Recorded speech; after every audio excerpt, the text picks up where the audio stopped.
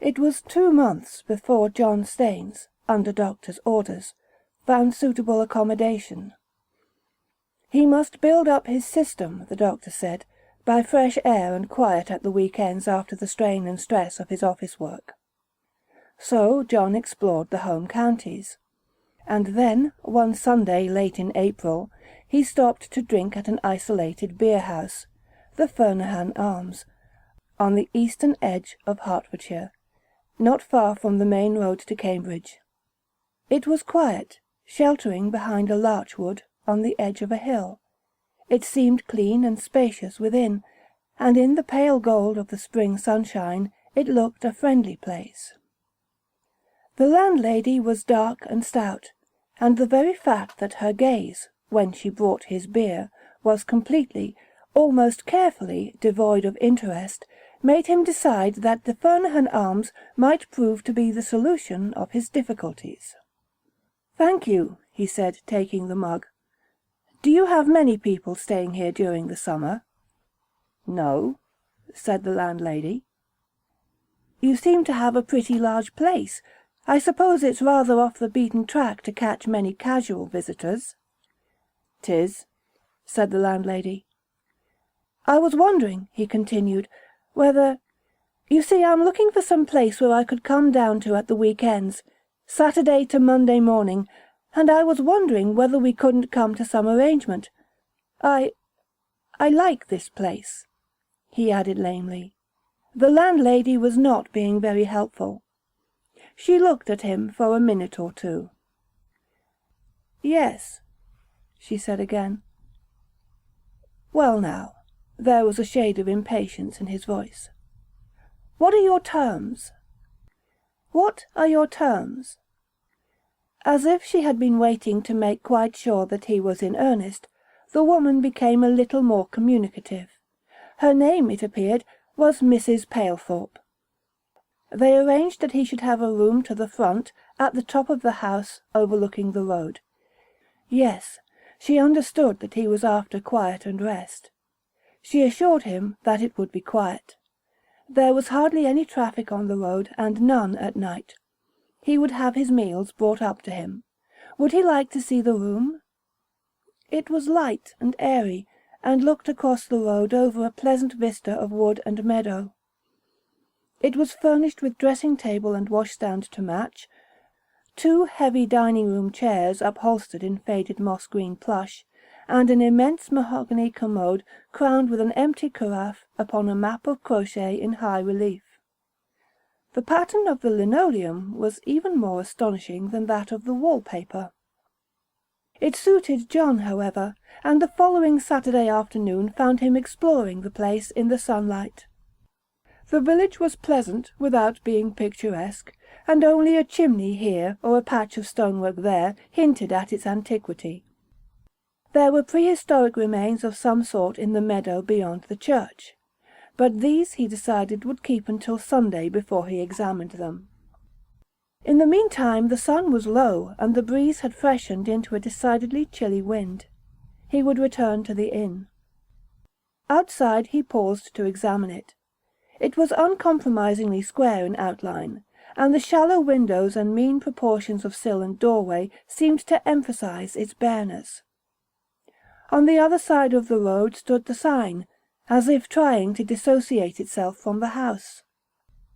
The road itself seemed to twist past the house with an air of haste, and plunged down the hill in an abrupt curve, hiding itself between thick hawthorn hedges until it reached the calmer levels below. Above, the roof sloped steeply upwards, black against the sunset, surrounded by 2 chimney-stacks with pots of different heights, like irregular teeth. And with a slight shock John was aware of a resemblance between the house and its mistress, Mrs. Palethorpe. Both had that blankly disinterested expression and that power of altering their appearance according to their mood. At this moment the Fernaham Arms was chilly, and looked it. How different from the bland invitation it had given him on his first arrival. That evening he sat in the bar with the gamekeeper from the big house, a couple of farm labourers, and an old-age pensioner in a corduroy suit. he learned quite a lot about the Fernahon Arms.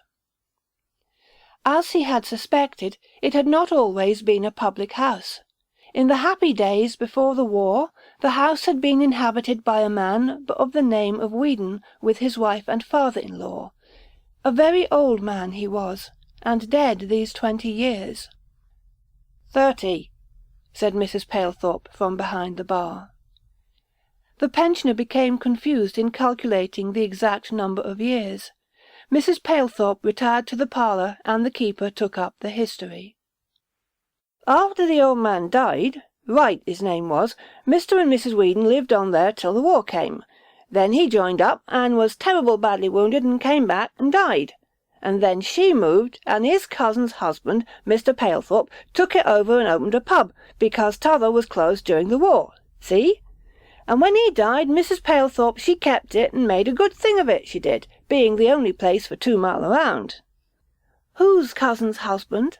Asked John, vainly attempting to connect the relationship of so many pronouns. Why, Weedon, of course. Weedon was Mrs. Palethorpe's cousin. That lady suddenly reappeared, and with a guilty feeling of having been overheard discussing her affairs, John ordered another couple of drinks. Her face was as expressionless as usual, but John was conscious of her annoyance. It emanated from her so strongly that the atmosphere seemed almost to darken and turn chill. She turned her back and began to add figures in an account-book. Conversation stopped, except for a few unintelligible noises from the labourers. A clock intruded its precise, monotonous voice. Mrs. Palethorpe let it have its way for several minutes before she turned again. "Time?" she said, with an air of snubbing them all. Mugs were emptied and replaced with furtive scrapes.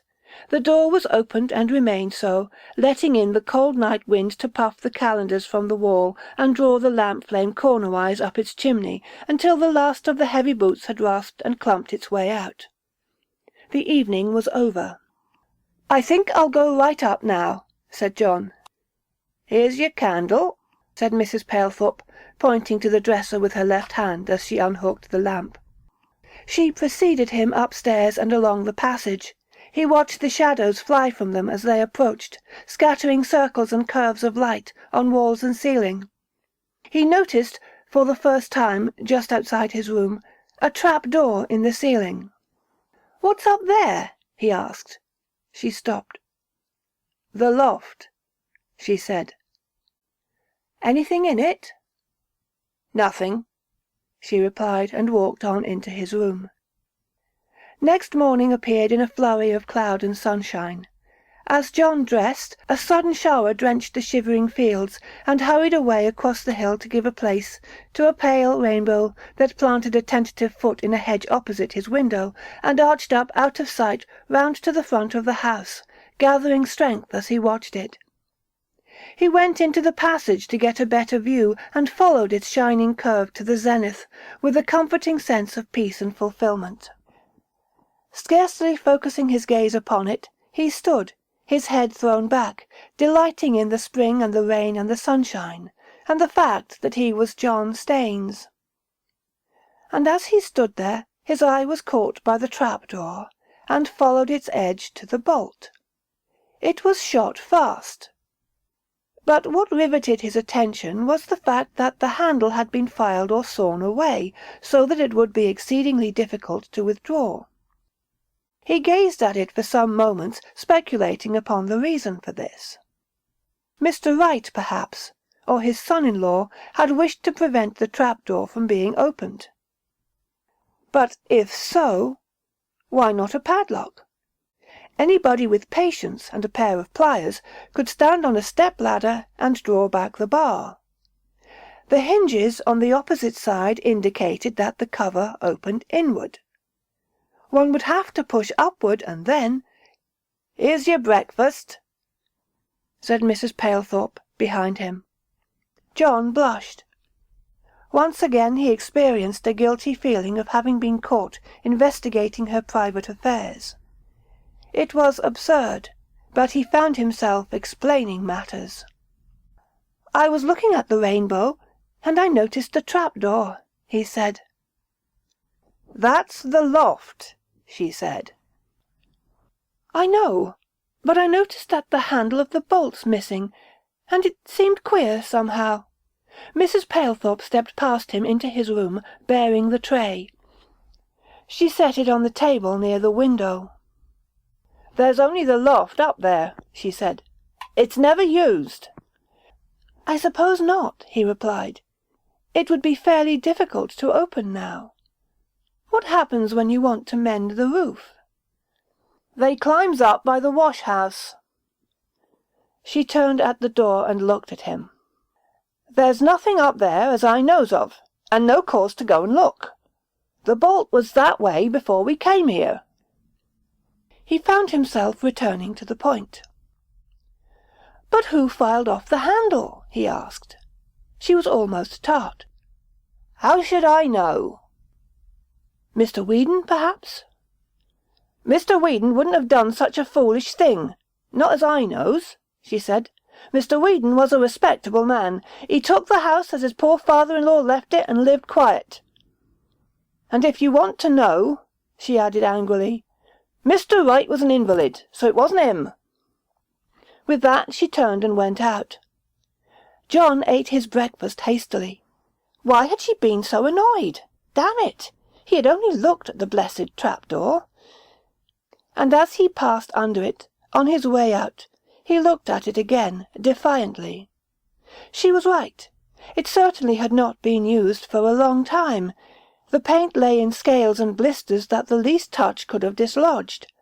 The apparent cause of her annoyance was cobwebbed and rusty. It was firm in its socket.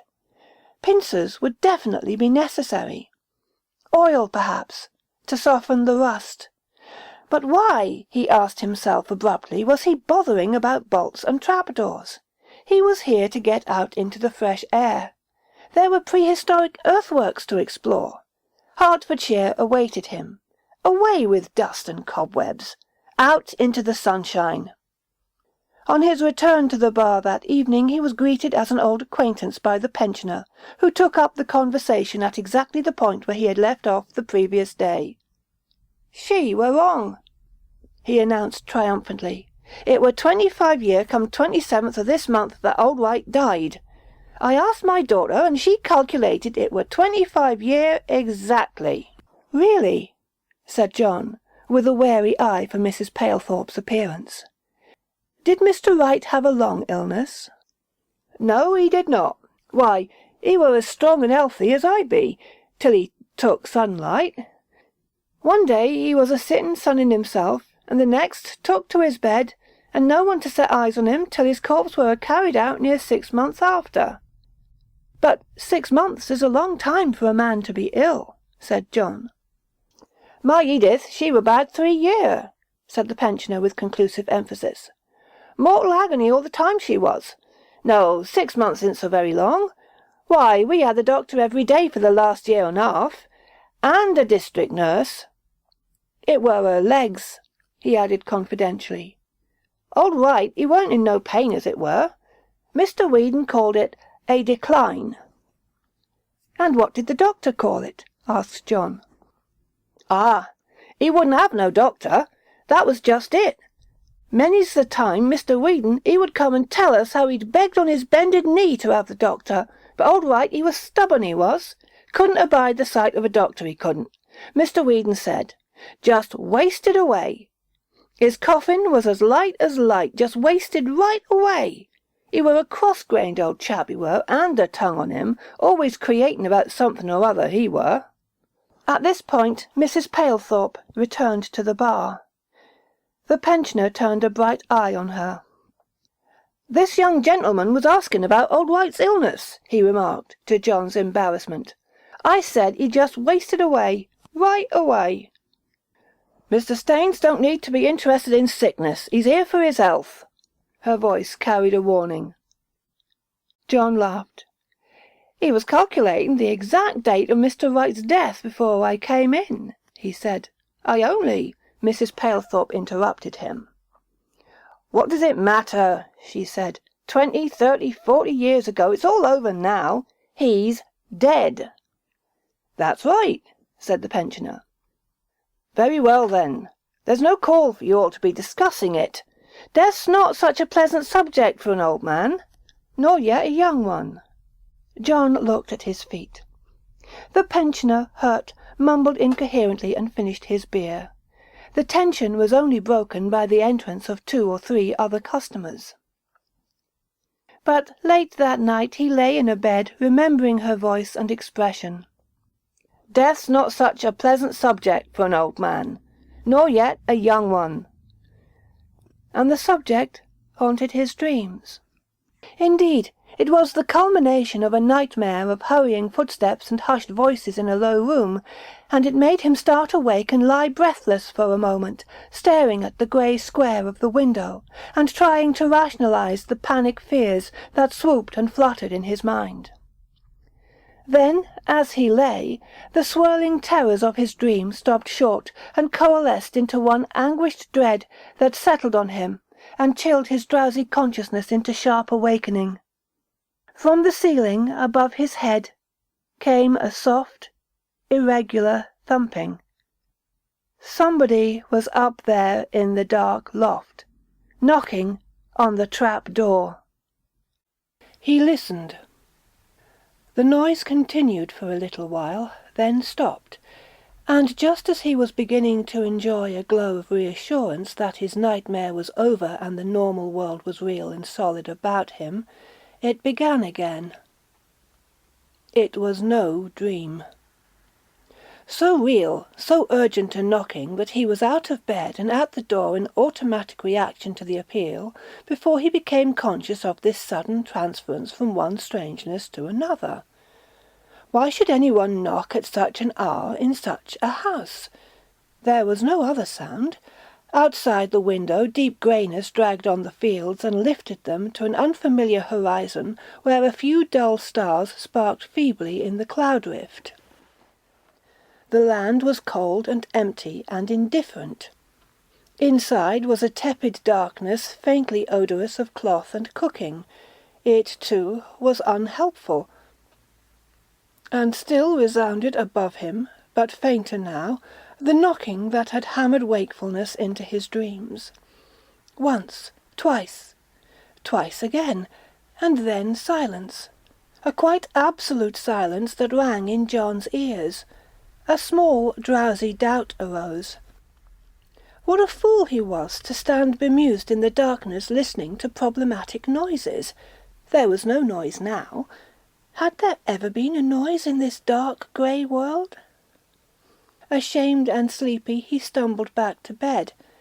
Nevertheless, before he left for the early bus next morning, he had gazed for a long time at the trapdoor, and satisfied the rational half of his mind that the bolt was really rusted into its socket, and that no sane person would ever desire to use it as an exit from the loft if there were any other way of doing so.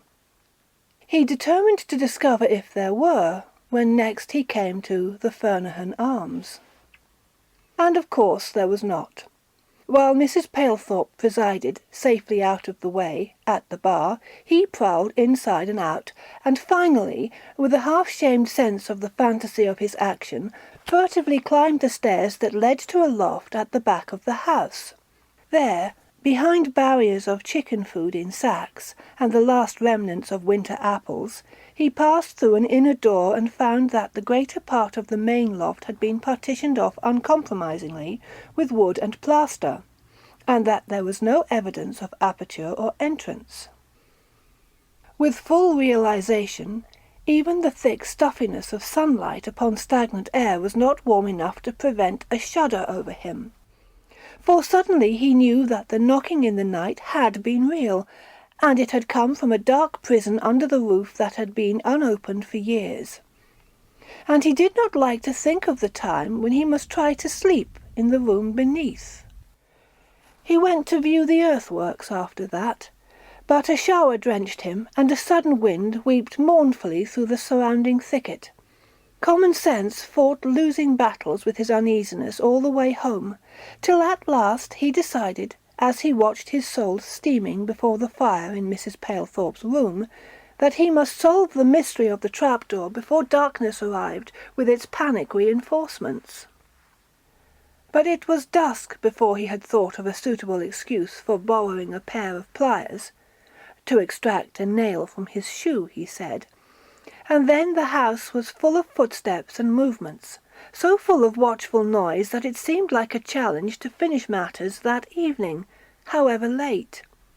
He waited, therefore, until the bar was open, and even loitered over a half-pint, after his supper, in company with the pensioner and 1 or 2 men from the farms. Then, just after 9 o'clock, he sauntered into the back room, and through, towards the staircase and the darkness of the upper floors. The window showed grey. Outside on the road lay an ochreish splash of light from a lower window, and a bat, or a bird, swooping suddenly across the sky, seemed only to emphasize the stillness and immobility of the landscape. Very faintly came a murmur from the bar. Up here the quiet silence lay like midnight along the walls, but a night tense with storm.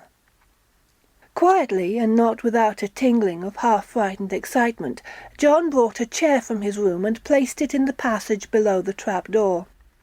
Standing on it, he discovered that he could easily reach the bolt, but it would be tiring to work on it above his head. He listened.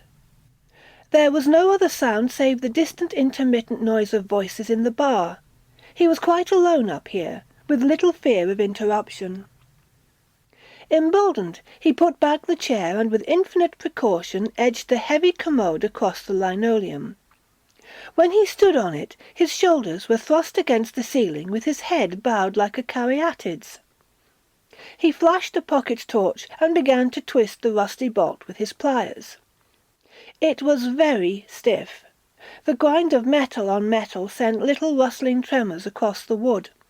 Flakes of long-dried paint fell and spun round in the thick air, and queer reverberations echoed from within the loft. The bolt turned. Slowly he forced it back, twisting this way and that, and always with one ear strained, as it were, for the least likelihood of disturbance from downstairs. Once he heard a door shut, and as he stopped and turned, his pliers must have struck the trapdoor with a blow that made him start, and caused his heart to beat faster with the remembrance of that interior knocking of the previous night.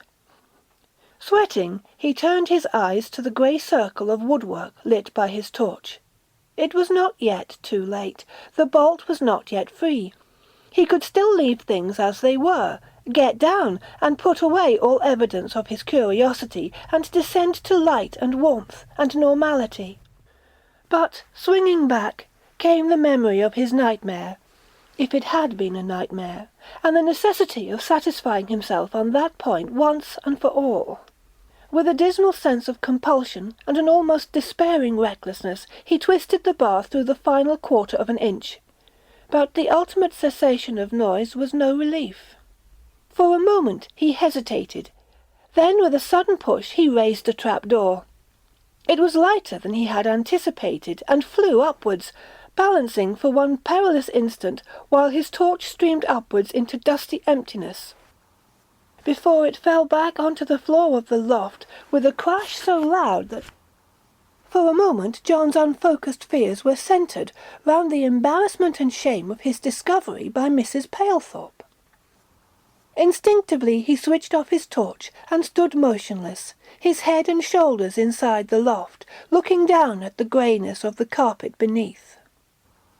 A tense and absolute silence succeeded the noise of the falling trap-door, but it did not last for long. With a slithering rustle, something moved in the blackness and descended upon his head, resolving itself into a pair of hands, thin and damp, covering his face and groping in a blind, brutish fashion about his mouth and eyes. An old and filthy smell was in his nostrils. He cried out graspingly, terror and disgust arching his body in a rigid convulsion, but his strangled shouts were muffled in a frenzied pressure. Weakly he sagged and fell clumsily to the ground. Mrs. Palethorpe, it appeared, had found him and dragged him into another room. Her masterful personality did not desert her, though there is no evidence as to how she explained away her lodger's screams to a bar full of interested countrymen. A doctor came and attended to cuts and bruises occasioned by John's fall. He also prescribed something for his shuddering state of collapse, and communicated the necessary information to John's place of business that he was unwell and would need a long holiday. He was a discreet man who asked few questions, and it was probably due to him that Mrs. Palethorpe's letter was not dispatched for several months. "Dear Mr. Staines," it ran, "I am sending you some things you left behind. I don't wish to be rude, dear sir, but you ought to have minded your business, or this would never have happened. Still, I suppose you could not have helped it, though I could have told you that nothing would have happened if you had left things as they were. It was always only the knocks, and they don't do nobody any harm, but it don't like being disturbed. That's why the bolt was cut, only I did not want to tell you, it being a scandal in the family, as you might say. Nothing was ever proved, only old Wright, he was a terror, always nagging and too old to be good for much, and Weedon was slow to anger and long to put it by, there's no denying. Dear sir, I haven't ever said anything to anybody about this before, so please will you keep Mum too, because it would do my place a lot of harm. But the fact was, they did not give the old man enough to eat, and it's my belief they kept him up in the loft till he died. The doctor said he were thin when he signed the certificate, but Weedon said he would not eat, and he believed it.